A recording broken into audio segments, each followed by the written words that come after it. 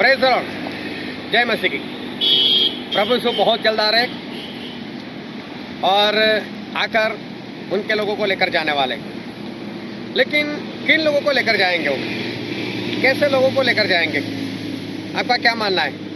क्या मसीही लोगों को, जो मसीह के हैं उन लोगों को लेकर जाएंगे? किसको लेकर जाएंगे? दो स्त्रियां वो चक्की पिसती होगी, लेकिन एक ले ली जाएगी और एक रह जाएगी। तो ऐसा क्यों? वो जानने के लिए इस वीडियो को पूरा देखो। आओ परमेश्वर के वचन की ओर चले और हम बाइबल से पढ़ेंगे मत्ती रचित सुसमाचार उसका 22वां अध्याय और 15 से लेकर 22 तक। मत्ती 22 15 से 22। तब फरोसियों ने जाकर आपस में विचार किया कि उसको किस प्रकार बातों में फंसाए। अतः उन्होंने अपने चेलों को हेरोदियों के साथ उसके पास यह कहने को भेजा, हे गुरु, हम जानते हैं कि तू सच्चा है और परमेश्वर का मार्ग सच्चाई से सिखाता है और किसी की परवाह नहीं करता, क्योंकि तू मनुष्यों का मुंह देखकर बातें नहीं करता। इसीलिए हमें बता, तू क्या सोचता है? कैसर को कर देना उचित है कि नहीं? यीशु ने उनकी दुष्टता जानकर कहा, हे कपटियों, मुझे क्यों परखते हो? कर का सिक्का मुझे दिखाओ। तब वे उसके पास एक दिनार ले आए। उसने उससे पूछा, यह छाप और नाम किसका है? उन्होंने उससे कहा, कैसर का। तब उसने उससे कहा, जो कैसर का है वह कैसर को दो, कैसर को, और जो परमेश्वर का है वह परमेश्वर को दो। यह सुनकर उन्होंने अचंभा किया और उसे छोड़कर चले गए। परमेश्वर पिता का वचन हमारे लिए बहुत ही आशीषित है और परमेश्वर पिता का वचन सच्चा है और बाइबल में लिखा है, यदि सच्चाई को जानेगा तो सच्चाई तुझे आज़ाद करेगी। आज एक बार फिर जब हम यहाँ पर इकट्ठा हो तो बहुत ध्यान से परमेश्वर के वचन को सुनते रहना, समझते रहना, दिल में उतारते रहना, ताकि उसके अनुसार चलकर आप परमेश्वर के राज के वारिस बन सको। हालेलुया। मूसा जिनको परमेश्वर ने चुना था और मूसा वो परमेश्वर के बेहतरीन एक दास हो गए। और मूसा जो थे वो 80 साल के थे जब परमेश्वर ने अपनी प्रजा को छुड़ाने के लिए उनका इस्तेमाल करना चाहा। और परमेश्वर ने 80 साल में मूसा को चुना और मूसा परमेश्वर की बुलाहट में आए और जैसा परमेश्वर ने उनसे कहा वैसा वो करने लगे। मूसा के जरिए परमेश्वर ने बड़े बड़े चमत्कार करवाए और मूसा के जरिए जो चमत्कार हुए वो आज तक इतने बड़े हैं कि परमेश्वर ने खुद मूसा की गवाही दी कि आज तक मूसा जैसा भविष्यवक्ता इज़राइल में पैदा नहीं हुआ। मूसा के जरिए समुद्र के 2 भाग करवा दिए, मूसा के जरिए पानी का लहू करवा दिया, मूसा के जरिए टिड्डियाँ बुलवाई, मूसा के जरिए मेढक बुलवाए और बहुत कुछ परमेश्वर ने मूसा के जरिए बड़े बड़े चमत्कार जो है वो करवाए। और मूसा लगातार परमेश्वर की कृपा में बढ़ते गए और जो इज़राइल प्रजा थी वो तो बार बार मूसा के विरोध में आती थी, परमेश्वर के विरोध में आती थी। उनके अंदर धैर्य नहीं था और जब भी प्यासे हो जाते थे, जब भी भूख लगती थी तो मूसा के विरोध में आ जाते थे। रास्ता लंबा लगता था तो अभी मूसा के विरोध में आ जाते थे और मूसा उनकी सहन करते थे। एक बार परमेश्वर ने मूसा को बुलाया कि मूसा तू मेरे पास पहाड़ पर आ और मैं तुझसे कुछ बातें बताना चाहता हूँ और वो बातें जाकर तुझे इज़राइल लोगों को बताना है। तो मूसा उस पहाड़ पर गए और मूसा परमेश्वर की उपस्थिति में 40 दिन 40 रात वहाँ पर रुके रहे। तो नीचे जो इज़राइल प्रजा थी वो चलते चलते बोर हो गई और फिर वो लोग हारून को बोलने लगे, हारून मूसा का क्या हुआ हम नहीं जानते, मूसा कहाँ है हमको नहीं मालूम, वो जिंदा भी है कि नहीं हमको नहीं मालूम, और अब हमको कौन चलाएगा आगे, तुम हमारे लिए एक देवता बना। तो हारून भी डर गए और उनको ऐसा कि कहीं ये इज़राइल प्रजा मुझे ठोक ना दे, इसलिए उन्होंने बोला ठीक है आपके पास जो भी सोना है वो मुझे दो। लोगों ने सोना निकाल कर दिया और उसने उस सोने को ढालकर एक मूर्त बना ली, एक बछड़ा बना लिया और बोला लोगों को कि देखो तुम्हें मिस्र देश से जो निकाल कर लेकर आया है वो ये यहोवा है।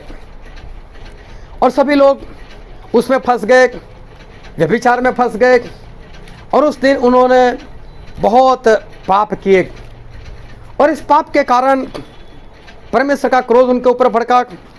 परमेश्वर ने मूसा को बोला, मूसा तो जल्दी से नीचे जा, तेरे लोग भटक चुके हैं, मुझे छोड़कर मूर्ति पूजा में लग चुके। तो मूसा भी भाग कर नीचे आए और जब मूसा पहाड़ से नीचे उतर रहे थे और उन्होंने देखा कि इस्राएल प्रजा इतने पाप में पड़ी हुई है, क्रोध के मारे उनके हाथों में जो 10 आज्ञाएं थी वो भी उन्होंने खाई में डाल दी और वो 10 हुक्म जिसके ऊपर लिखे हुए थे और पत्थर की पट्टियाँ जो थी वो बिखर गई, टूट गई। और फिर मूसा नीचे आए, आकर सभी लोगों को समझाया, दंड भी दिया और फिर परमेश्वर के पास गए कि मैं परमेश्वर के पास जाता हूँ, आपके पापों की क्षमा मांगता हूँ, हो सकता है कि आपके पापों की क्षमा परमेश्वर दे दे। और इस कारण मूसा वापस ऊपर गए।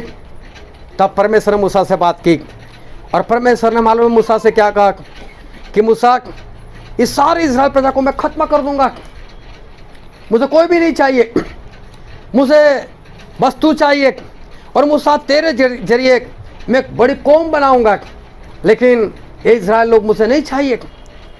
परमेश्वर का क्रोध भड़का हुआ था, लेकिन मूसा ने परमेश्वर को समझाया, अरे परमेश्वर आप इस तरह से इस्राएल लोगों को ख़त्म कर दोगे, इस्राएल लोगों को मार दोगे, तो फिर तो ऐसा होगा कि जो प्रजा जिन्होंने आपके चमत्कार देखे वो लोग क्या सोचेंगे, वो लोग बोलेंगे इनका परमेश्वर महान नहीं है, इनका परमेश्वर सामर्थ्य नहीं है, देखो सभी को मार दिया रास्ते में और उनको विश्राम का देश नहीं दे पाया इनका परमेश्वर।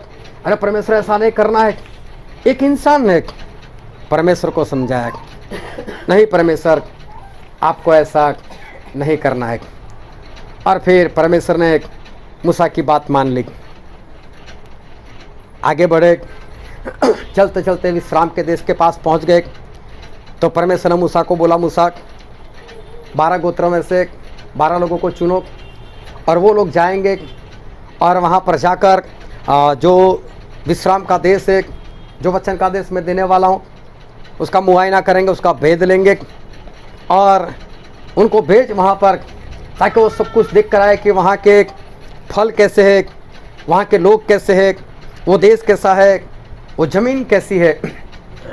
और तब ये 12 लोग जो गए वहाँ पर और वहाँ से जब 40 दिन के बाद लौट कर आए तो ऐसा हुआ कि सभी लोग आकर चिल्लाने लगे, रोने लगे, बोलने लगे कि वहाँ तो राक्षस लोग रहते और हम तो उनके सामने टिड्डी के समान दिखाई देते थे, उनकी निगाहों में भी हमारी निगाहों में भी हम टिड्डी के समान थे, वो लोग तो हमको मार देंगे। परमेश्वर हमको यहाँ पर क्यों लेकर आए, हमको यहाँ पर नहीं लाना चाहिए था, परमेश्वर हमको मार देंगे, चलो हम वापस चलते हैं, मिस्र देश में चलते और वहाँ पर वापस गुलाम बन जाते, वहाँ पर गुलामी करेंगे, जिंदा तो रहेंगे लेकिन यहाँ तो हम नाश हो जाएंगे। उन्होंने परमेश्वर के ऊपर विश्वास नहीं किया। तब एक बार फिर परमेश्वर का क्रोध भड़का और फिर परमेश्वर ने मूसा से कहा, मूसा मैं इन सभी लोगों को ख़त्म कर दूंगा, बीच में मत आना, मुझे रोकना नहीं, मैं सभी को ख़त्म कर दूंगा और मैं तेरे जरिए एक बड़ी कौम जो है वो मैं पैदा करूंगा, लेकिन इनको तो मैं ख़त्म कर दूंगा।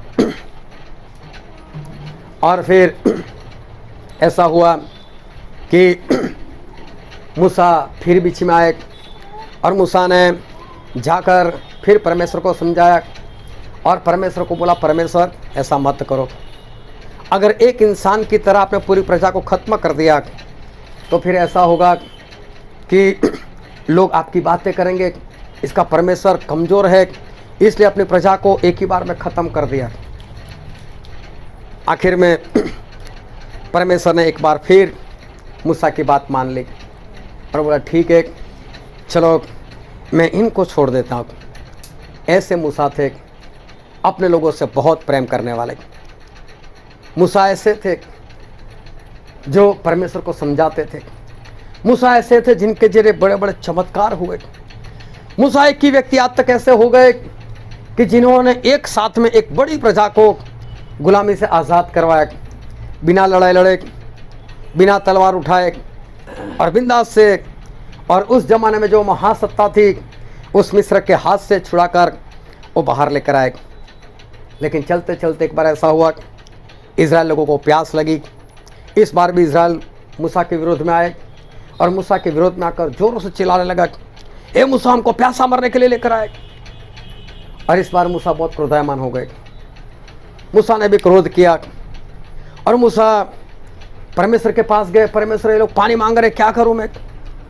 और परमेश्वर ने बोला, अपनी लाठी को हाथ में ले, मंडली को उस चट्टान के सामने इकट्ठा कर और वहां जाकर तू चट्टान को बोलना कि चट्टान मुझे पानी दे, और चट्टान जो है वो तुम्हें पानी देगा। और मूसा लोगों के पास गए, अपनी लाठी उठाई, लोगों को इकट्ठा किया, चट्टान के पास बुलाया, लेकिन क्रोध में थे, जोरों से बोलने लगे, ये दंगा करने वाले लोग, क्या मैं तुम्हारे लिए पानी निकालूं? क्या मैं तुम्हें पानी दूं? और फिर उन्होंने जोरों से 2 लाठी उस चट्टान को मार दी। लेकिन परमेश्वर ने बोला था कि सिर्फ तुझे पानी मांगना है, लेकिन लाठी नहीं मारना है। लेकिन मूसा ने 2 बार लाठी मार दी, बहुत पानी निकला, लोगों ने भी पिया। लेकिन मूसा जो थे उनके पास परमेश्वर आए और परमेश्वर ने आकर मूसा से कहा, मूसा मुझ पर विश्वास क्यों नहीं किया? मैंने जैसा बोला था वैसा क्यों नहीं किया? मैंने पानी मांगने को बोला था, तूने लाठी क्यों मारी? और इस कारण मूसा सुन ले, अब तू इज़राइल प्रजा को विश्राम के देश में, वचन के देश में नहीं ले जा सकता। अब मैं तुझे मना करता हूँ, तू रास्ते में मर जाएगा, लेकिन अब तू इज़राइल लोगों को वहाँ पर नहीं ले जाएगा। हालेलुया। बहुत ध्यान समझना, हम ऐसे वैसे इंसान की बात नहीं कर रहे, एक ऐसे इंसान की बात कर रहे हैं जो परमेश्वर के बहुत करीब थे। हम ऐसे इंसान की बात करें जो इज़राइल प्रजा से बहुत प्रेम करते थे। हम ऐसे इंसान की बात करें जो आत्मा में बहुत सामर्थ्य थे। हम ऐसे इंसान की बात कर रहे हैं कि जिन्होंने परमेश्वर को 2 बार समझाया और इज़राइल प्रजा का नाश करने से रोक लिया। सोचो, परमेश्वर और मूसा के बीच में कितना अनोखा नाता था, कितना गहरा संबंध था, आपस में कितना मेल मिलाप था। लेकिन एक भूल हुई, एक गलती इस मूसा से हो गई और परमेश्वर ने बोल दिया, हे मूसा तू रास्ते में मर जाएगा, अब तू इनको विश्राम के देश में नहीं ले जाएगा। मूसा कुछ नहीं बोले, बोल भी नहीं सकते थे, गलती हो गई थी।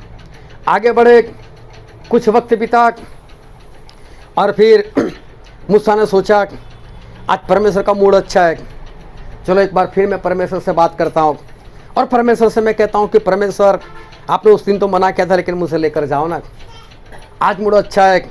और परमेश्वर मेरे मुझे हाँ बोल देंगे। और मूसा परमेश्वर के पास गए और बाइबल में एक वचन पढ़ते हैं, व्यवस्था विवरण उसका 3रा अध्याय और 23 वचन से लेकर 26 वचन तक। व्यवस्था विवरण पुनर्नियम उसका 3रा अध्याय और 23 से लेकर 26 तक।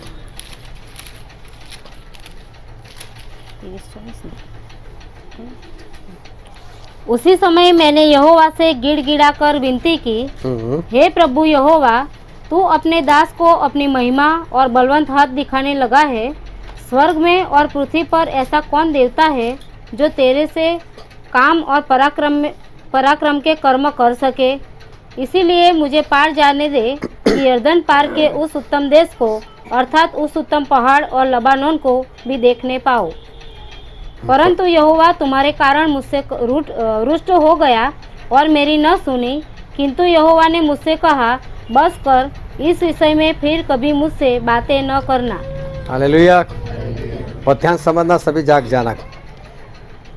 परमेश्वर ने मूसा से कहा कि मूसा मैंने एक बार बोल दिया ना, नहीं जाएगा तू, मतलब नहीं जाएगा। परमेश्वर ने अपनी बात को पकड़ कर रखा।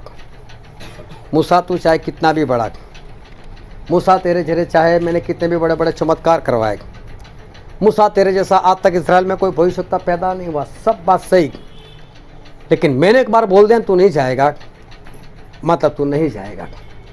अब बात खत्म। अब मैं तेरी कोई शर्म रखने वाला नहीं। अब मैं ये नहीं बोलने वाला कि नहीं मूसा से कोई बात नहीं, मैंने तुझे छोड़ दिया और मैं तुझे जाने दूंगा। नहीं, मैंने जो बात बोली वो बात हमेशा के लिए, वो फाइनल है। और अब तू विश्राम के देश में नहीं जा सकता, तू रास्ते में मर जाएगा। और ऐसा ही हुआ, मूसा रास्ते में ख़त्म हो गए। परमेश्वर ने खुद मूसा को दफन किया, किसी लोगों को नहीं बुलाया। आज तक उनकी कब्र कहाँ है किसी को नहीं मालूम। बाइबल में जगह लिखी है फिर भी किसी को नहीं मालूम क्यों कब्र वहाँ पर कौन सी जगह पर है। लेकिन परमेश्वर ने जो मना किया था कि तू विश्राम के देश में, वचन के देश में नहीं जाएगा, तो उनको नहीं लेकर गए। ये है हमारे परमेश्वर। हालेलुया।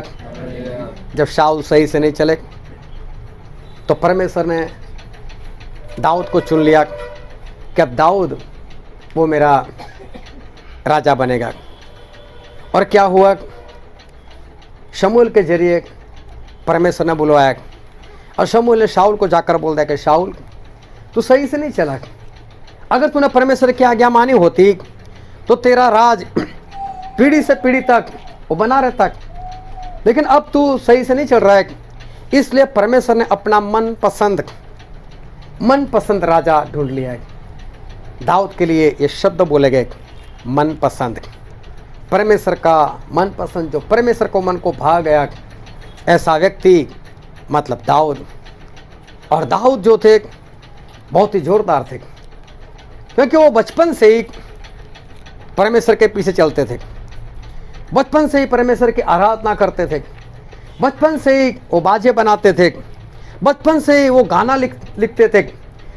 शुरू से पवित्र आत्मा से भरपूर और पवित्र आत्मा से भरकर गाना लिखना, परमेश्वर की महिमा करना, भेड़ों को चराना, बड़ा काम कर रहे थे। उस जमाने में वो आराधना करते थे और दुष्ट आत्मा निकल जाते थे। ऐसे ये दाऊद थे। शाऊल के अंदर जब जब दुष्ट आत्मा आता था दाऊद को बुलाते थे और दाऊद सिर्फ आराधना करते थे, आज्ञा भी नहीं करते थे, सिर्फ आराधना करते थे, दुष्ट आत्मा भाग जाते थे। सोचो ये दाऊद आत्मा में कितने बलवान होंगे और किस तरह से वो परमेश्वर के पीछे वो चलते होंगे। और उनका अभिषेक हुआ, लेकिन शाऊल ने राजगद्दी को छोड़ा नहीं। और शाऊल को जब पता चला कि मेरे बाद दाऊद राजा बनने वाले, तो दाऊद के पीछे पड़ गए। दाऊद को मारने के लिए वो लगातार वो भागते रहे और 38 साल तक वो दाऊद के पीछे भागते रहे। दाऊद भी उनसे बचने के लिए दाऊद भी भागते रहे, लेकिन हर बार दाऊद एक ही काम करते थे, परमेश्वर से पूछते थे परमेश्वर मैं क्या करूं, परमेश्वर मैं कहाँ जाऊं, क्या ये लोग मुझे शाऊल के हाथ में कर देंगे, क्या ये लोग मुझे पकड़वा देंगे। दाऊद हर बार वो परमेश्वर को पूछकर काम करने वाले, परमेश्वर की आज्ञाकारी करने वाले ऐसे राजा हो गए। शाऊल तो मर गए और उनके बाद दाऊद के हाथ में राज आया और दाऊद पूरे इस्राएल के ऊपर राज करने लगे। आसपास के सारे राजा जो थे वो दाऊद से डरने लगे। सभी ने बोल दिया कि दाऊद हम पर हमला मत करना, हम तेरे साथ लड़ाई करना नहीं चाहते। चारों ओर से परमेश्वर ने दाऊद को शांति दी और दाऊद वो परमेश्वर में बहुत बढ़िया चले। उसके बाद दाऊद के अंश में जितने भी राजा लोग बने उनके बारे में हर बार बाइबल में लिखा गया कि वो राजा भी बहुत अच्छे थे, परमेश्वर की निगाह में जो सही था वही किया। लेकिन फिर लिखते थे लेकिन जिस तरह से दाऊद चले ना वैसे नहीं चले। हर बार दाऊद का जिक्र बीच में लेकर आते थे कि दाऊद की संतान चली तो सही अच्छे से, लेकिन दाऊद के समान नहीं चली। ऐसा हर बार दाऊद को परमेश्वर महिमा देते रहे। और यही दाऊद जो लड़ाई करते पहले वो परमेश्वर से पूछते थे कि परमेश्वर मैं लड़ाई करने के लिए जाऊं या ना जाऊं। परमेश्वर के मनपसंद इंसान, परमेश्वर की इच्छा पूरी करने वाले ऐसे दाऊद थे। उन्होंने बोला नाथान भविष्यवक्ता को कि देख मैं तो कितने बड़े महल में रहता हूँ और मेरे परमेश्वर पर्दे में रहते, मैं तो परमेश्वर के लिए भवन बनाना चाहता हूँ। आज तक किसी के दिमाग में ऐसी बात नहीं आई थी और वो बात आई इस दाऊद के निगाह में, दाऊद के दिल में ये बात आई। दाऊद बहुत ही अच्छे थे और परमेश्वर के पीछे बहुत बढ़िया चलते थे और परमेश्वर हर बार दाऊद की गवाही देते थे, मेरा दास दाऊद, मेरा अभिषिक्त दाऊद।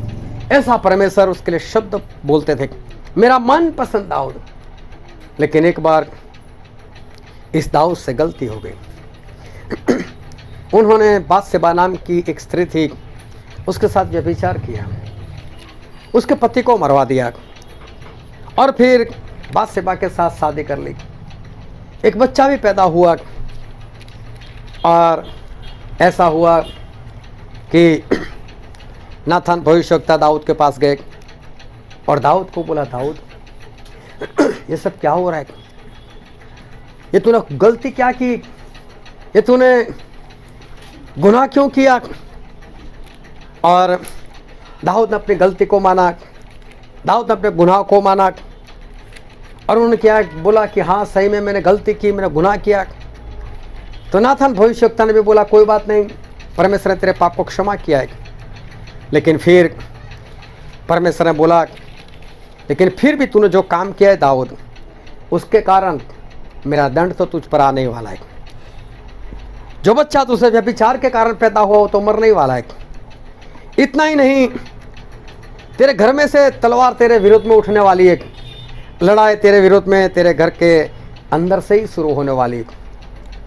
और दाऊद उपवास करने पर लग गए क्योंकि उनको पता चला कि मेरा बेटा मरने वाला है। उपवास करने पर लग गए। लड़का बीमार हो गया, 1 दिन 2 दिन 3 दिन ना दाऊद सोते हैं, ना नहाते हैं, ना खाते हैं, ना पीते हैं, ना किसी के साथ बात, बस लगातार परमेश्वर से बातचीत। परमेश्वर मुझे क्षमा करो, मेरे बेटे को बचा लो, परमेश्वर मेरे बेटे को बचा लो।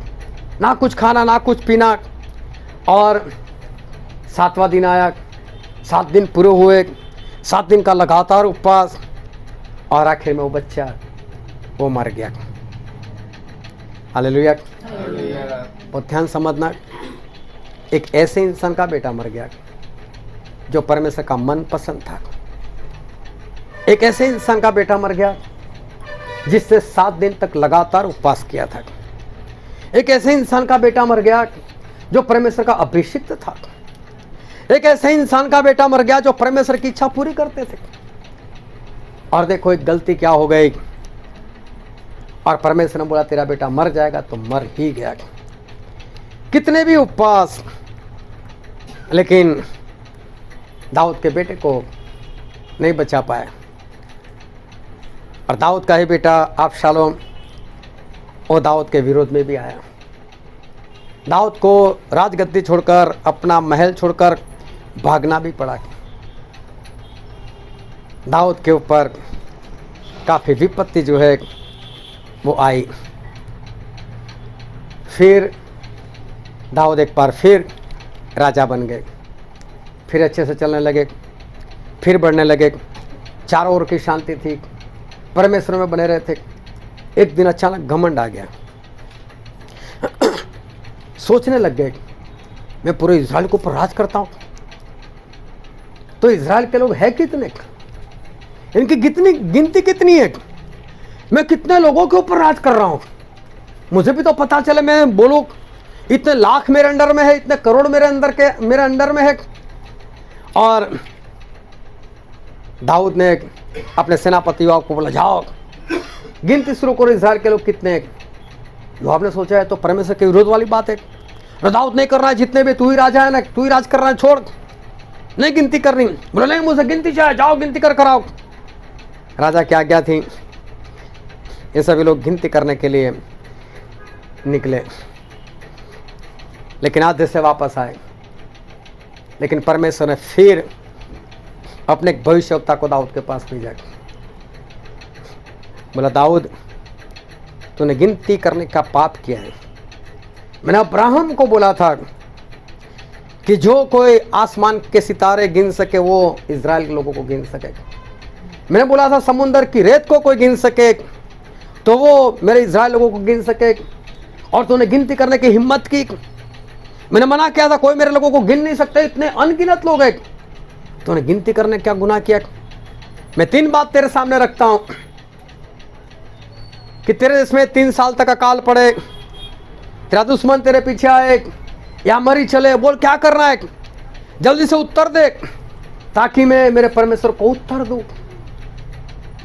और इस बार फिर दाऊद ने अपनी गलती को माना, परमेश्वर को बोला परमेश्वर मैं तो आपके हाथों में पड़ता हूँ।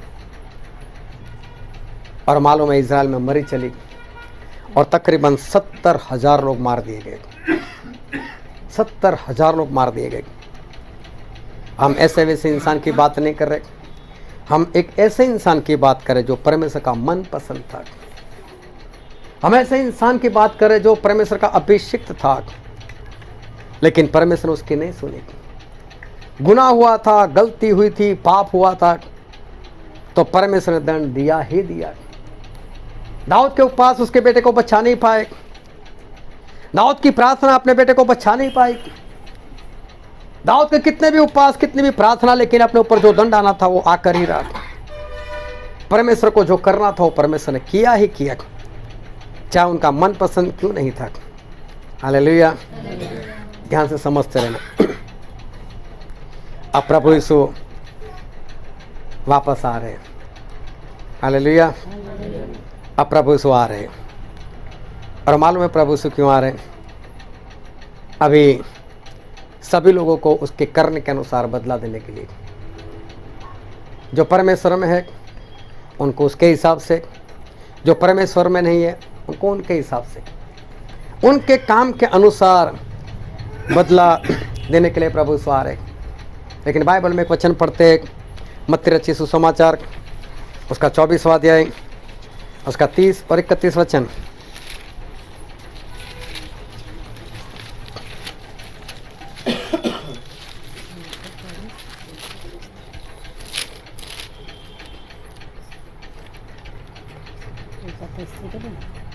वह तुरही के बड़े शब्द के साथ अपने दूतों को भेजेगा और वे आकाश से इस छोर से उस छोर तक चारों दिशाओं से उसके चुने हुओं को इकट्ठा करेंगे। हालेलुया। सो गए सारे क्या? हालेलुया।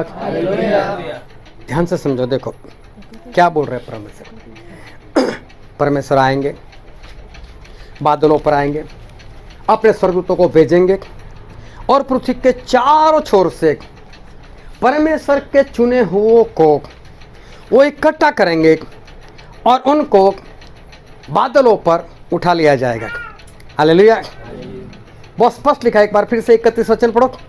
वह तुरही के बड़े शब्द के साथ अपने दूतों को भेजेगा। हाँ। और वे आकाश के इस छोर से उस छोर तक चारों दिशाओं से उसके चुने हुए को इकट्ठा करेंगे। खास शब्द लिखा है, चुने हुओं को। सभी लोगों को इकट्ठा नहीं करने वाले, लेकिन कैसे लोगों को? सिर्फ चुने हुए लोगों को, जिनको परमेश्वर ने पसंद किया है। सिर्फ वही लोग, वही चुने हुए लोग, उनको ही हमारे परमेश्वर इकट्ठा करेंगे अपने पास। और बाइबल में ऐसा लिखा है कि उस वक्त जब चुने हुए लोग इकट्ठा होते होंगे, सभी को बादलों पर पहुंचाया जाता होगा, उस वक्त परमेश्वर का वचन कहता है कि चक्की के ऊपर 2 स्त्रियां साथ में चक्की पीस रही होंगी। उसमें से कितनी उठाई जाएगी? एक उठाई जाएगी और एक वहीं पर रह जाएगी। खेत में कितने काम करते होंगे? 2 लोग काम करते होंगे, एक उठाया जाएगा और एक रह जाएगा। हालेलुया। परसेंटेज निकालो, 50%। मतलब 100 में से 50 लिए जाएंगे तो 50 रह जाएंगे। ये तो 2 ही बात हमने देखी। मत्ती 25:1-13 में लिखा है कि परमेश्वर का राज कैसा है, स्वर्ग का राज कैसे आने वाला है। 10 कुंवारी, उसमें से 5 मूर्ख थी और 5 बुद्धिमान थी। कितनी ले ली गई?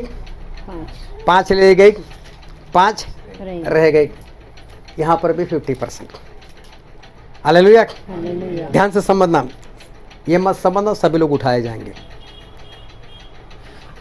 चक्की पीसने वाली 2 स्त्रियां,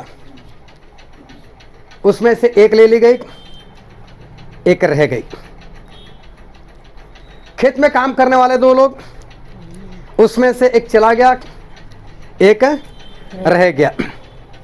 साथ में रहने वाली 10 स्त्रियां, उसमें से 5 चली गई और 5 रह गई। हालेलुया। ये मालूम है आखिरी दिन की बात हो रही है। आखिरी दिन के कुछ वक्त पहले की बात नहीं हो रही, आज के दिन की बात नहीं हो रही, आखिरी दिन जो लास्ट वाला दिन था जब प्रभु यीशु आ गए होंगे। हम आखिरी दिनों में चल रहे, लेकिन आखिरी दिन अभी नहीं आया, आखिरी दिन आने की तैयारी है। उस आखिरी दिन जब प्रभु यीशु बादलों पर दिख जाएंगे, अपने स्वर्गदूतों को भेजेंगे, तब दो स्त्रियां चक्की पिसती होगी एक साथ में। हालेलुया। ये वो इलेक्ट्रिक वाली नहीं है कि घर में बटन दबाया और चल पड़ी, वो नहीं, वो दो पत्थर वाली ऐसे ऐसे उसमें लकड़ा डालकर उसको हिलाते हैं।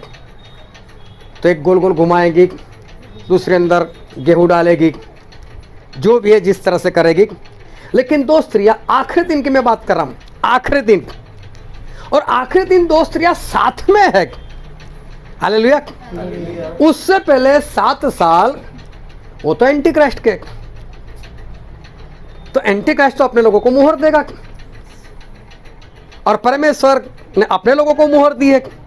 अगर दो स्त्री में से एक ले ली गई, एक नहीं ली गई, तो एक के पास कौन सी मुहर होनी चाहिए? परमेश्वर वाली, और दूसरे के पास एंटी क्राइस्ट वाली मुहर होनी चाहिए। क्या ये दोनों साथ में आखिरी दिन तक रह सकते? ये तो होना नामुमकिन है, क्योंकि जिसके पास एंटी क्राइस्ट की मुहर हो तो कभी भी पकड़वा देगी उसको। उसमें तो शैतान का आत्मा काम करो तो कभी भी पकड़वा देगी। तो सोचो ये दो स्त्रियां हो गई कौन जो आखिरी दिन तक साथ में है? इसका मतलब ये दोनों स्त्रियां वो पवित्र आत्मा से भरी हुई, ये दोनों स्त्रियां परमेश्वर की मुहर से भरी हुई, बाइबल पढ़ने वाली, प्रार्थना करने वाली, उपवास करने वाली, लगातार साथ रहने वाली, एकता में रहने वाली, ऐसी दो स्त्रियों की बात है। लेकिन एंड टाइम पर, हालेलुया, एंड टाइम पर उसे कुछ हो गया, उसमें से एक को मालूम नहीं, किसी की निंदा कर ली, मालूम नहीं किसी के ऊपर क्रोध कर लिया होगा, मालूम उसने परमेश्वर को छोड़ दिया होगा, या तो चार ओर का जो माहौल होगा उस माहौल से डर गई होगी, परमेश्वर देखते नहीं, ये नहीं वो नहीं, और वो अपने आप के अंदर से पवित्र आत्मा खो बैठी होगी, मालूम नहीं। लेकिन ये दोनों स्त्रियां साथ साथ चलने वाली, एकता में रहने वाली स्त्री थी, लेकिन आखिरी दिन तक साथ में। इसका मतलब ये दोनों एक समान होनी चाहिए। लेकिन आखिरी वक्त पर, एन मौके पर, जैसे ही स्वर्गदूत उठाने आने वाले थे, बस उससे कुछ पल पहले एक पलट गई और थोड़ी देर के लिए वो रह गई। समझ में आ रही है बात? कितनी भयानक बात है। परमेश्वर की चुनी हुई स्त्री, दो लोग खेत में साथ में काम कर रहे, आज भी साथ में, आखिरी दिन भी साथ में, तो दोनों पवित्र आत्मा से भरे हुए होने चाहिए, पवित्र आत्मा के मुहर वाले होने चाहिए, वचन के अनुसार चलने वाले होने चाहिए, क्योंकि आखिरी दिन तक साथ में। लेकिन कुछ पल पहले या तो घंटे पहले, लेकिन एक के दिल में कुछ ऐसा हुआ, डर गया, जो भी है, लेकिन कुछ घटना ऐसी हो गई कि उससे परमेश्वर को छोड़ दिया और बहुत कम वक्त के लिए वो नाश हो गया। मालूम है जब आवाज आई, ए दूल्हा आ गया, और 10 की 10 जाग गई। साथ में थी कि नहीं? मसाल थी कि नहीं? मसाल जल रही थी कि नहीं? वचन थे कि नहीं? पवित्र आत्मा थे कि नहीं? जब प्रभु आ गए उस वक्त तक। लेकिन तभी देखा तेल खत्म, पवित्र आत्मा खत्म। सोचो आखिरी वक्त तक सही थी 5 मूर्ख, आखिरी वक्त तक सही थी, लेकिन आवाज आई तभी पवित्र आत्मा खो बैठे। कितनी भयानक सी बात है। जो चक्की पीसते हुए रह गई, जो खेत में काम करते हुए रह गया, जो 10 कुंवारी में से 5 रह गए, ये सब भी परमेश्वर के चुने हुए लोग ही थे। आखिर तक परमेश्वर के चुने हुए लोग ही थे, लेकिन कुछ वक्त के पहले ही ये लोग चुनाव में से हट चुके थे। हालेलुया। सोचो, कोई 2 घंटे के लिए रह गया होगा, कोई घंटे के लिए रह गया होगा, कोई 1 मिनट के लिए रह गया होगा, और मालूम है नर्क में जाते वक्त उनको कैसा लगा होगा, यार इतना मैं संभाल नहीं पाया, मैं इतना संभाल नहीं पाई। जब प्रभु यीशु आने वाले हैं, बाइबल में लिखा उस दिन के लिए, लूका 17 और 26 से लेकर 30 वचन में लिखा हुआ है। पढ़ना नहीं है, बस ध्यान लगाए रखना अपना। कि वो वक्त जैसे नूह के ज़माने में था वैसा ही वक्त होगा कि नूह वो तो चले गए जहाज में अपने परिवार को लेकर, पशुओं का एक एक झोड़ा लेकर चले गए, लेकिन बाकी के लोग बाहर रह गए। वो लोग खाते थे, पीते थे, शादी करते थे, करवाते थे, सारे काम करते थे। और ऐसा हुआ,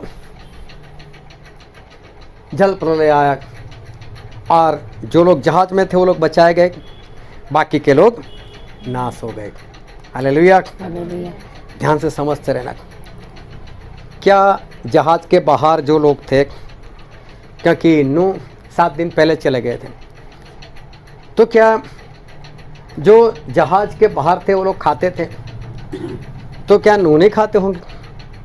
क्या बाहर वाले पीते थे? मैं शराब की बात नहीं कर रहा, पानी जूस वगैरह कुछ भी, तो क्या नूह नहीं पीते होंगे अंदर? जब परमेश्वर ने बोला था नूह को कि नूह तेरे बेटे और उनकी पत्नियों को, तब तो उनकी शादी भी नहीं हुई थी, तो और लोग शादी करते थे, करवाते थे, तो नूह ने भी तो शादी करवाई नहीं 3 बेटों की। हालेलुया। समझ आ रहा है कि नहीं? जो संसार ने काम किए वही काम नूह ने भी किए थे, लेकिन नूह बचाए गए। संसार के काम वो भी कर रहे थे, लेकिन फिर भी बचाए गए। कारण क्या था मालूम है? वो सिर्फ संसार के कामों में नहीं पड़े थे। एक बाप होता है, जिम्मेदारी होती है बच्चों की शादी करवाना, तो करवानी चाहिए उसको, लेकिन इस शादी में मैं तो डीजे ही मंगवाऊँ, मैं तो फिल्मी गीत ही मंगवाऊँ, मैं तो ऐसा ही करूँ, मैं तो ऐसा ही डांस करूँ, मैं तो शराब भी पीऊँ, मैं तो लोगों को भी पिलाऊँ, वो नहीं चलेगा। उन्होंने भी काम किया, लेकिन पहले परमेश्वर और परमेश्वर में रहकर शादी की। हालेलुया। परमेश्वर और परमेश्वर के साथ खाना पीना, जो चीज़ खाने पीने के लिए है बस वही खाना पीना है। परमेश्वर ने बोला लूत के वक्त जैसा हुआ वैसा ही होगा।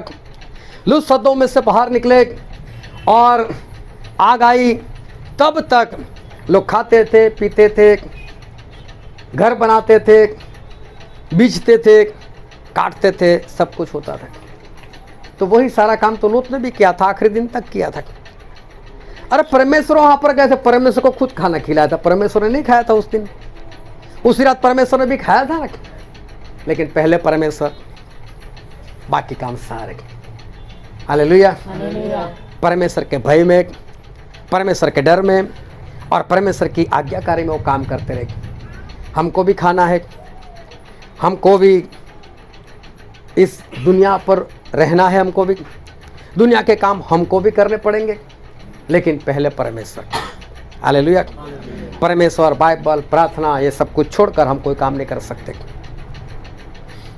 परमेश्वर को छोड़कर अगर काम किया तो फिर हम नाश हो जाएंगे। मालूम है एंड टाइम पर ये बाकी के लोग जो है वो नाश हो गए। प्रभु ने बोला मेरे आने के दिन भी ऐसा ही होता होगा। इसका मतलब आज जब प्रभु के आने वाले दिन है, अंतिम दिन चल रहे, तो आज भी दुनिया में यही सब कुछ चल रहा है। आज भी शादी, आज भी खाना पीना, आज भी सब कुछ हो रहा है।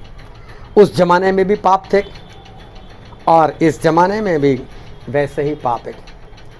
बहुत ध्यान समझना, अगर परमेश्वर को इतना क्रोध आया कि सदोम और अमोरा को आग से जला दे, अगर परमेश्वर को इतना क्रोध आया कि पूरी दुनिया को पानी से डुबाकर मार दे,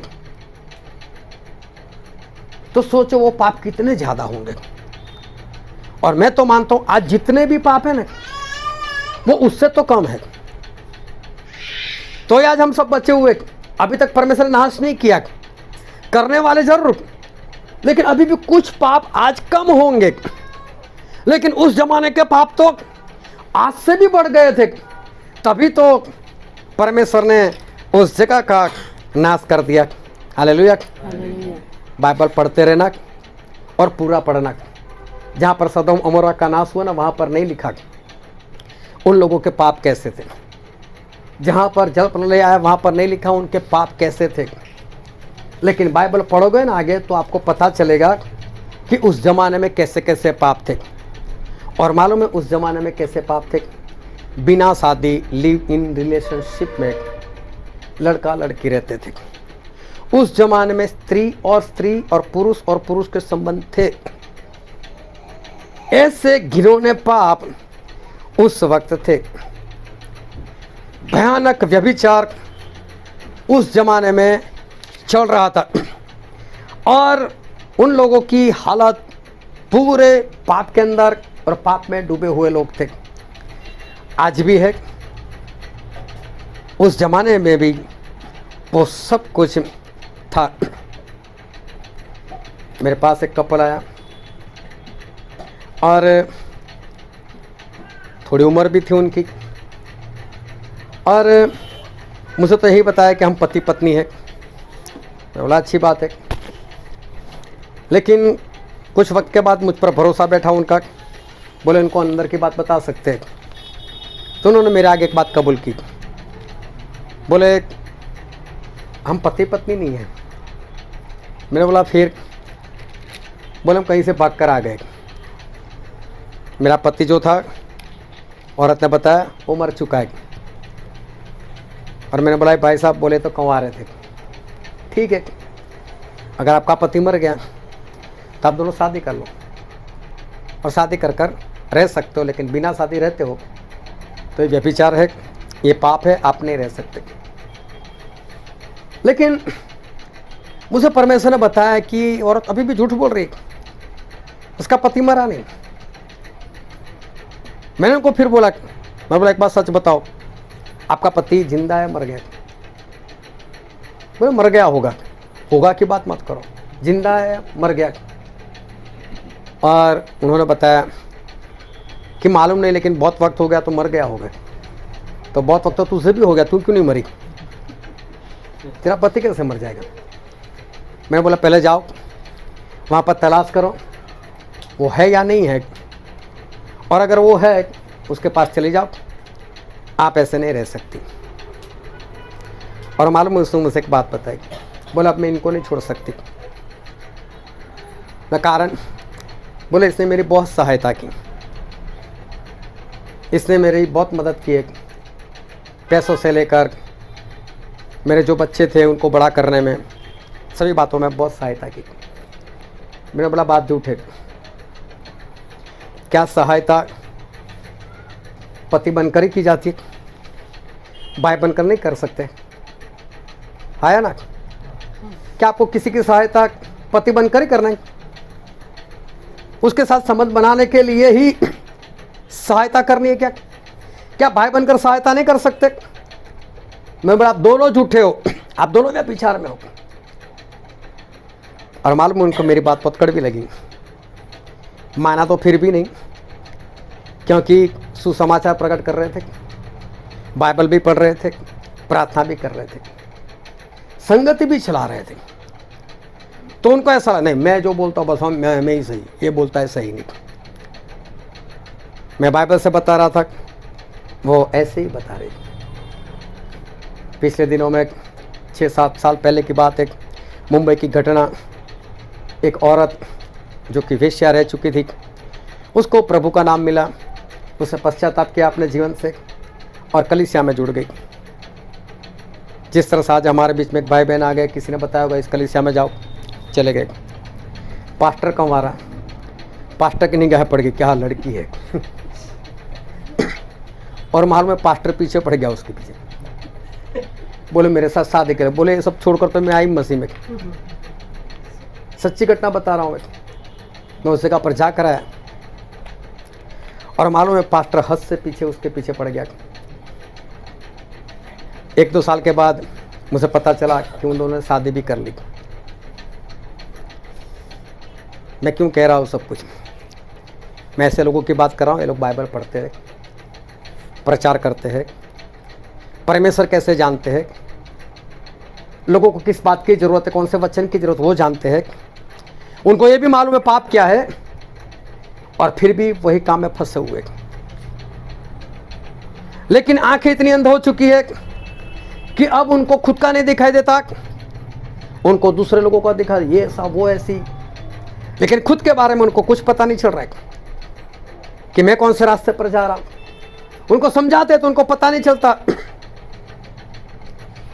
बस हम प्रार्थना करते किसी को चंगाई मिलती है, हम प्रार्थना करते किसी का अच्छा होता है, तो हम जो भी कर रहे हैं बस वो सही है।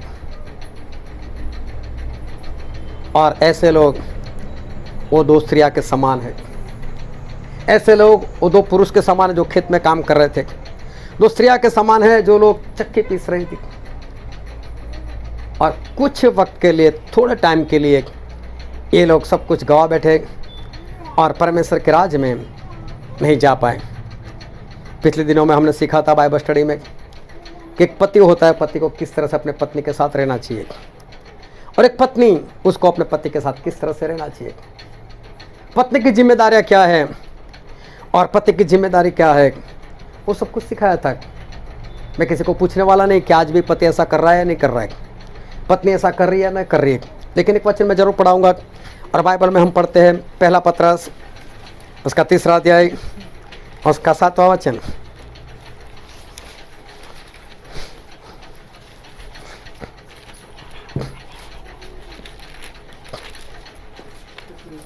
वैसे ही हे पतियों, तुम भी बुद्धिमानी से पत्नियों के साथ जीवन निर्वाह करो और स्त्री को निर्बल पात्र जानकर उसका आदर करो।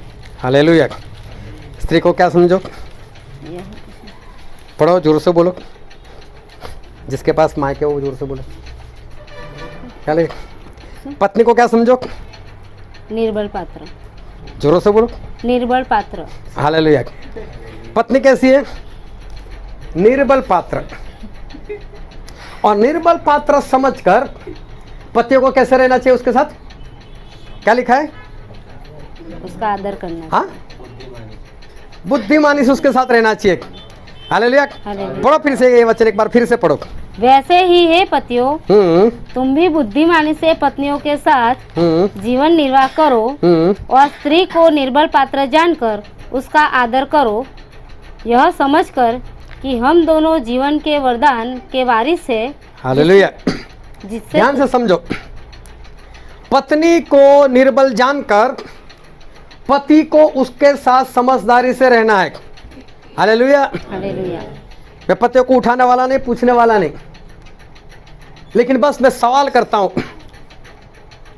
कि यहां पर जितनी पत्नियां बैठी है बस वो ध्यान से सुन ले। क्या आपके पति इस तरह से रहते हैं आपके साथ? हो सकता है पति को तो ना समझ में आता हो, उसको तो ऐसा ही लग रहा हो मैं सही जीवन जी रहा हूं, उसको तो ना पता चल रहा हो। लेकिन मैं पत्नियों से बोलना चाहता हूं, क्या आप ऐसा अनुभव कर रहे हो कि आपका पति आपको निर्बल जानकर आपके साथ इस तरह से व्यवहार कर रहा है? हालेलुया। अगर नहीं कर रहा तो मालूम है उसका जो चुनाव हुआ है, वो जो बचाया गया है, लेकिन जब प्रभु बादल पर आएंगे तब क्या स्वर्गदूत उसको उठाकर लेकर जाएंगे? नहीं। आखिरी दिन में वो गवा सकता है। बात आखिरी दिन में ऐसा हो सकता है कि वो नाश हो जाए और स्वर्ग में वो ना पहुंच सके। हालेलुया। क्या पति आप सही रीति से अपने पत्नी के साथ रहकर क्या स्वर्ग जाने के लिए तैयार हो या नहीं? क्योंकि प्रभु सब जब आने वाले हैं तो मालूम है किसी को बोलने वाले नहीं, वे तैयार हो जाओ, निकलते तैयार होंगे वो जाएंगे। उस वक्त तैयार नहीं होना है।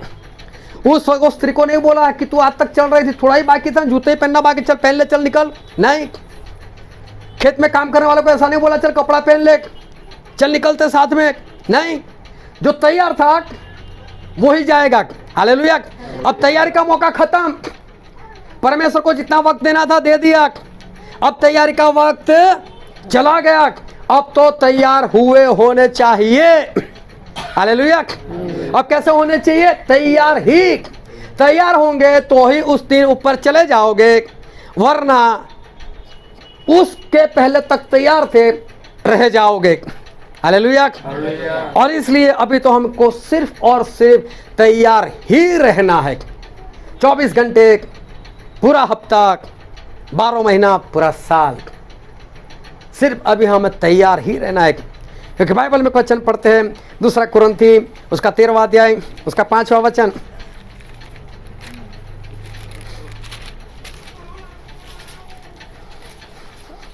वह अन्य रीति नहीं चलता, वह अपनी भलाई नहीं चाहता, झुंझलाता नहीं, बुरा नहीं मानता। दूसरा कुरिन्थी 13:5।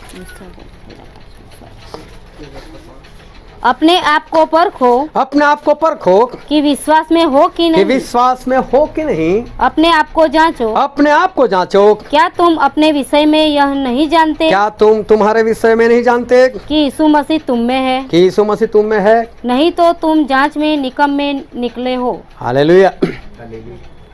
क्या बोला है? किसको जांचने को बोला है? खुद को। जोर से बोलो, किसको जांचने को बोला है? खुद को। खुद को। ये तो होता ही नहीं, हम तो सामने वाले को ही जांचेंगे, है ना? इसके बाल ऐसे हैं, इसका कलर ऐसा है, इसके कपड़े ऐसे हैं, वो ऐसा है, वो ऐसी है। अरे दूसरों को जांचने को नहीं बोला परमेश्वर। वो तो जाता है नरक में, जाने दो ना। तू तेरा सोच रहे, तू जा रहा है कि नहीं स्वर्ग में? परमेश्वर बोला तेरे अंदर विश्वास है कि तू जांच। दूसरे की क्यों बात करता है? उसमें विश्वास नहीं है।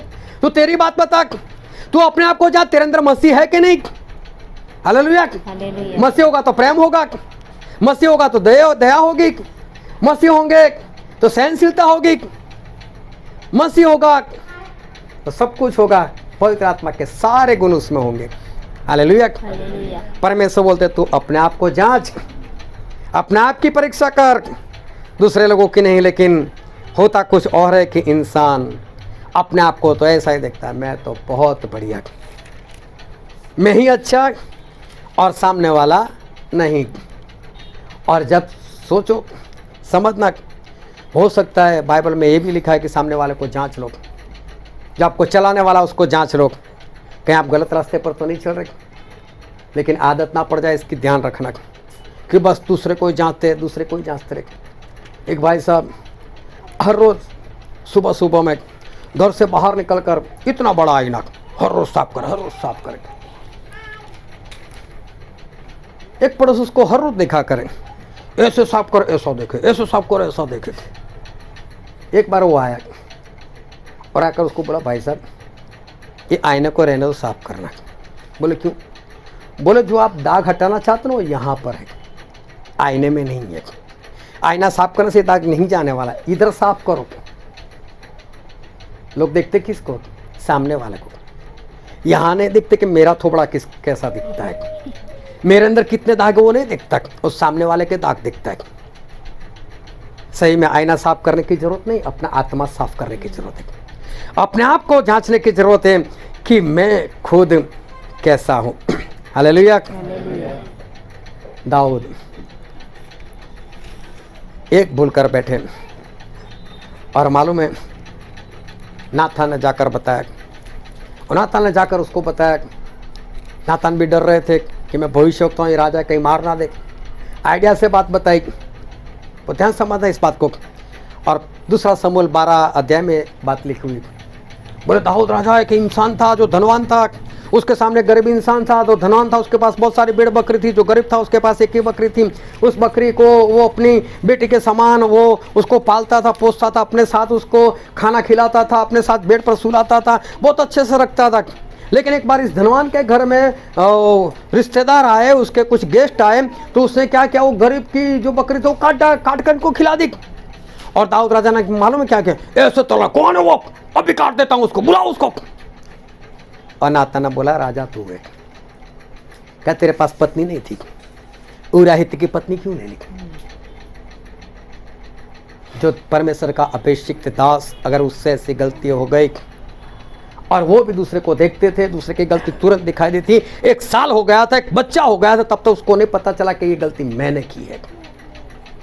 आज कितने लोग अपनी परीक्षा नहीं कर, उनको पता नहीं चलता कि मैं कितना गलत चल रहा हूं, बस दूसरे ही दिखते वो गलत वो गलत वो गलत, लेकिन खुद के बारे में नहीं पता चलता है।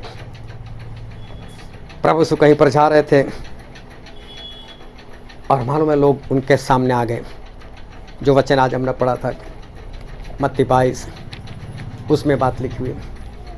और लोग आ गए और प्रभु यीशु का परीक्षण करने के हेतु से पूछने लगे कि जो हमारा राजा है कैसर, क्या उसको टैक्स देना चाहिए? क्या हम दे सकते टैक्स? उनको मालूम था कि यीशु तो अपने आप को परमेश्वर का पुत्र बोलते, तो परमेश्वर का पुत्र मतलब दुनिया का मालिक। और जो खुद मालिक है उसको क्या टैक्स देना? जिसका खुद का घर हो क्या किराया देगा? उसको किराया देने की जरूरत नहीं। तो बोला ये तो ऐसा ही बोलने वाला है, मैं क्यों दूं? अगर ऐसा बोलेगा तो हम बोलेंगे राजा देख, राजा तेरे विरोध में बातें कर रहा है, लोगों को भड़काता है, मार देंगे उसको। और मालूम है प्रभु उसने बोला कि देखो मेरे पास एक सिक्का लेकर आओ, और मुझे 2 सिक्का बताया, लोगों को दिखाया, इसके ऊपर जो सूरत रखी है, इसके ऊपर जो कुरत कर रखा है, जो फोटो बना कर रखा हो, किसका है? तो बोलो वो तो कैसर का है। तो प्रभु उसने उत्तर दे दिया, ठीक है फिर जो कैसर का है कैसर को दे दो, जो परमेश्वर का परमेश्वर को दे दो। प्रभु उसने बहुत अच्छे से बात की। लेकिन जब ये लोग परीक्षा करने के लिए आए तो उन्होंने जो बात बताई थी, उन्होंने जो शब्द बोले थे, उस शब्दों को एक बार हम फिर से पढ़ते हैं। मत्ती उसका 22वां अध्याय और पढ़ो तो उसका 16वां वचन। अतः उन्होंने अपने चेलों को हेरोदियों के साथ उसके पास यह कहने को भेजा, हे गुरु हम जानते हैं देखो हे गुरु हम जानते हैं कि तू सच्चा है। तू सच्चा है। ध्यान से समझने का एक शब्द, क्या बोल रहे हैं लोग? हे गुरु हम जानते हैं कि आप सच्चे हो और परमेश्वर का मार्ग सच्चाई से सिखाते और हैं, परमेश्वर का मार्ग सच्चाई से सिखाते हो और किसी की परवाह नहीं करता। हालेलुया। और किसी की परवाह नहीं करते, क्योंकि तू मनुष्यों का मुंह देखकर बातें नहीं क्योंकि करता। तू परमेश्वर का क्योंकि तू इंसान का मुंह देखकर बातें नहीं करता, मतलब किसी की शर्म नहीं रखते तू। इसीलिए हमें बता तू क्या सोचता है। इसीलिए तू बता। इन लोगों ने प्रभु से के बारे में बात बताई। प्रभु साहब किसी की परवाह नहीं करते, ना किसी का मुंह रखते हो, ना कभी रिश्वत लेते हो, और किसी का मुंह नहीं रखते, चाहे वो कैसा भी हो। बिंदास से सामने बोल देते, ए फरीसी लोग तुम ढोंगी लोग हो, तो सही नहीं है। बिंदास से बोलते, हे याजक लोग तुम वैसे बिंदास से बोलते थे। प्रभु किसी की परवाह नहीं करते, किसी का मुंह नहीं रखते थे। और हमने पुराने नियम से देखा कि जो परमेश्वर का दास, अभिषिक्त दास मूसा, एक बार गलती हो गई, लेकिन परमेश्वर ने बोला ना, तू मूसा कितना भी बड़ा, लेकिन मुझे क्या लेना देना, तेरे जैसा भविष्यवक्ता आज तक पैदा नहीं हुआ तो क्या हुआ, तू नहीं जाएगा मतलब नहीं जाएगा। हटा दिया मूसा को। दाऊद कितने भी बड़े, कितने भी अभिषिक्त, लेकिन परमेश्वर हे दाऊद नहीं मतलब नहीं, तेरे विरोध में तलवार तेरे घर से उठने वाले मत उठेगी, तेरा बेटा मरेगा तो मरेगा। वो किसी की परवाह नहीं करते, तो तुम्हारे और मेरी क्या परवाह करेंगे? ये मत समझना कि आखिरी दिन परमेश्वर हम पर दया कर देंगे और हमको लेकर जाएंगे। दया आज है, दया आज पाकर उनके पवित्र आत्मा को पालो और हमेशा के लिए तैयार रहो।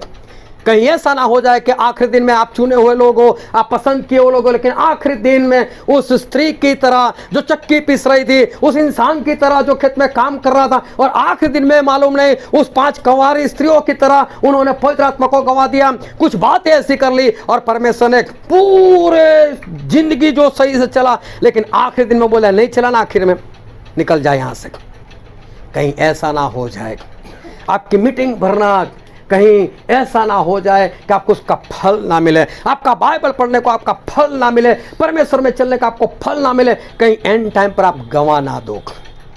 लगातार कैसा रहना पड़ेगा? तैयार।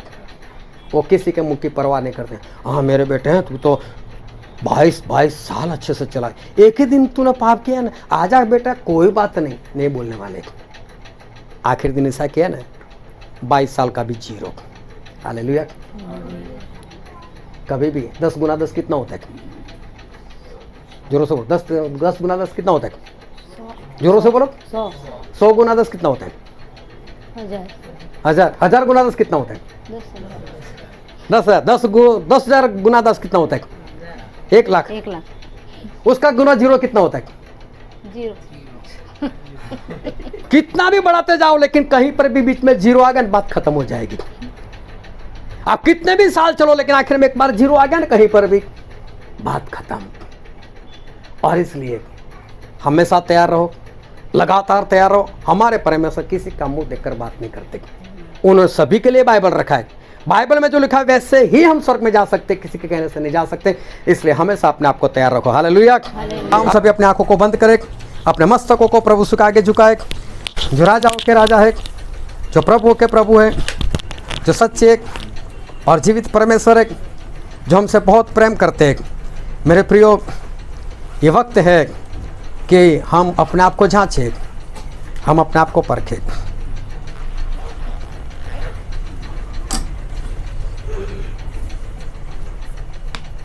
मेरे प्रियो, अपने आत्मा के साथ बात करो।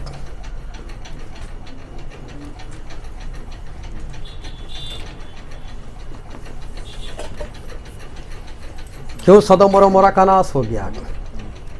क्यों नूह के वक्त पूरी दुनिया का नाश हो गया? क्या उनके जैसे पाप अगर आज है तो क्या बचाए जाएंगे? अगर वो नहीं बचे तो अगर आज किसी में है तो वो भी नहीं बचने वाला। यह वक्त है कि परमेश्वर हमको बोलते तैयार हो जा और तैयार रहे। अब हमारे पास कोई वक्त नहीं कि हम तैयारी करने के लिए जाए।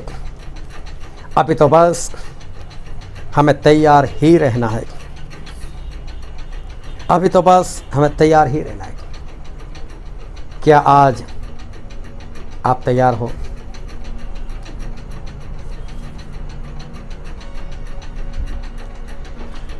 क्या अगर अभी इसी वक्त प्रभु यीशु आ जाए, उनके स्वर्गदूतों को भेज दे, तो अपने आप से सवाल करो कि क्या मैं जाऊंगा? क्या मैं इस वक्त में तैयार हूं? अगर नहीं तैयार तो आप कौन से वक्त के लिए बैठे हो? कौन से वक्त के इंतजार कर रहे हो आप कि मैं उस दिन तैयार हो जाऊंगा, उस दिन तैयार हो जाऊंगी? प्रभु ने हमें कोई तारीख नहीं दी और इसलिए आज से लेकर लगातार आप तैयार ही रहो। ये वचन समझने के लिए, ग्रहण करने के लिए, उसके अनुसार चलने के लिए प्रभु की कृपा हम सभी पर होने पाए।